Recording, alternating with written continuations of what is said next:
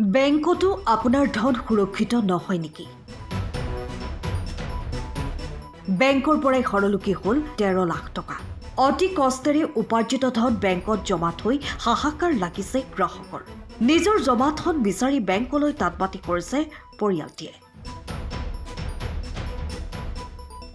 পুনৰ state bank of ইণ্ডিয়াৰ বিৰুদ্ধে গুৰুতৰ অভিযোগ এটি অসহায় পৰিয়ালৰ। বেংক জালিয়াতিৰে সৰ্বশ্ৰান্ত হৈছে এজন বৃদ্ধ। তিনিচুকীয়াৰ হেঙালুগুৰি গাঁৱৰ ৬২ বছৰীয়া এজন বৃদ্ধগৰাকীৰ নাম পৰেশ দাস। ২০১৩ চনৰ ছেপ্টেম্বৰ মাহৰ ১৪ তাৰিখে বৃদ্ধগৰাকীয়ে SBIৰ তিনিচুকীয়া শাখাত ১০ লাখ টকাৰ এটা ফিক্সড ডিপজিট কৰিছিল। সময় বাগৰি অহাত ঘৰুৱা সমস্যাত পৰি বৃদ্ধগৰাকীয়ে লোন এটাৰ বাবে আবেদন কৰিবলৈ SBIৰ শাখাত আহি যেতিয়া উপস্থিত হৈছিল তেতিয়াহে তেওঁ জ্ঞাত হয় যে তেওঁৰ একাউণ্টত পইচা নাই।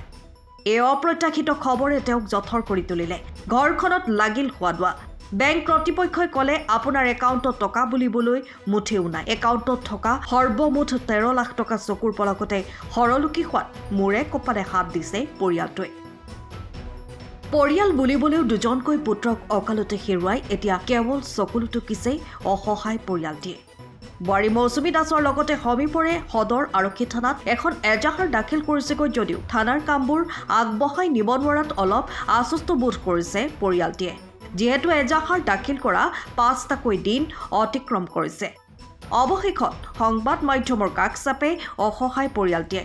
কিজানিবা বিভাগীয় দায়িত্ব থকা সকলে আৰু অলপ গুৰুত্ব আৰোপ কৰে। আমি ৭ তাৰিখে গম পাইছোঁ, দেউতাৰ লগত মই বেংকলৈ যাওঁতে ৭ তাৰিখে গম পাইছোঁ ফিক্সড ডিপজিট কৰা আছিলে 10 লাখ এটা, আৰু মোটামুটি মানে 13 লাখ পইচা বেংকত নাই বুলি কৈছে।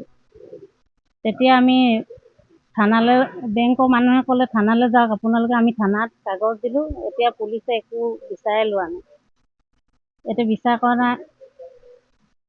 আপোনালোকৰ কিমান দিনৰ পৰা কিমান দিনত ফিক্সড ডিপজিট কৰা আছিলে টকা? কেতিয়া ফিক্সড ডিপজিট কৰিছিল? 13 চনত কৰিছিলোঁ।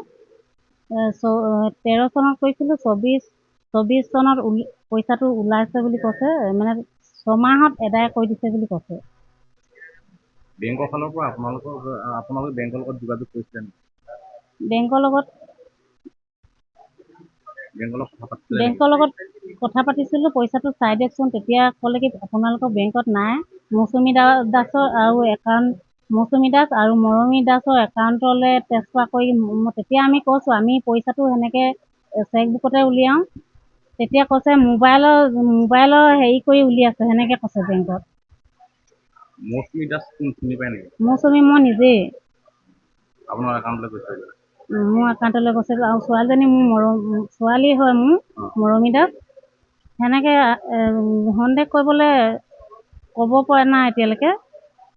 এতিয়া বেংকত থোৱা পইচাটো কেনেকৈ কি হয়? ফিজটো ভাঙিছে বুলি কৈছে বেংকত।